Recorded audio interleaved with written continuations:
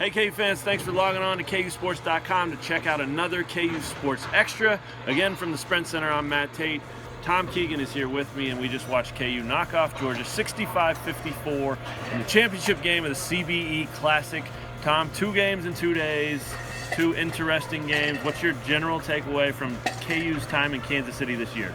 Well, that they have 3 absolutely terrific perimeter players, and things just aren't going well inside at all yet. Here and here. Yeah. Right? I mean, I've never seen a split like this. You know, they usually are a balanced team and start from the inside and go out, and it's just the opposite this year. But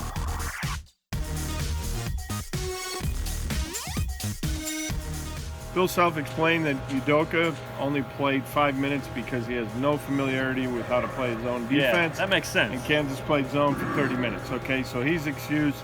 Landon Lucas, Self's not making excuses. Lucas isn't making excuses. I just wonder if that foot injury that still keeps him in a boot when he's not playing is a factor, because he's nowhere near the same player he was, the guy who played such a big role in leading Kansas to the Elite Eight, where they lost to a Villanova team and went on to win the national championship. At this point, if that's the case, I'd like to hear him say it, excuse or not. I think they need to, if that is what's happening, I think they need to explain it, because he looks completely different, and there are a number of different explanations you can give if that's not it. If that is it, then just come out and say it, and maybe just sit him, rest him for a little bit. I mean, that would obviously be the best move. We talked about that a little bit yesterday. But, yeah, I want to give Bill Self credit, too, for just kind of going with the guard thing. I mean, we talked about it. It's guards are up here and bigs are down here. And instead of forcing it into this level, he's letting it ride. He played LeGerald Vick a ton of minutes. Svi was 1 for 7 tonight, and he played a ton of minutes. I mean, that's a guy who's adjusting. Right.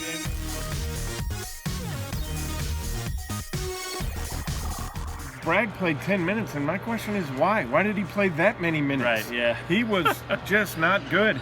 He really gets rattled by traffic in the lane, but that's the position you play, and he needs to learn how to get over that. Yeah. Because I don't think Self's going to play him at the small forward. There's a guy named Josh Jackson there already. Pretty good. MVP of this event.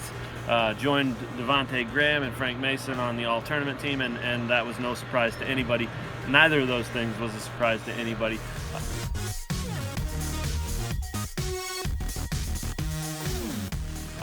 Do you think, last thing before we get out of here, do you think Josh Jackson has officially and fully turned that corner, and this is the kind of guy we're going to see basically night in, night out the rest of the way?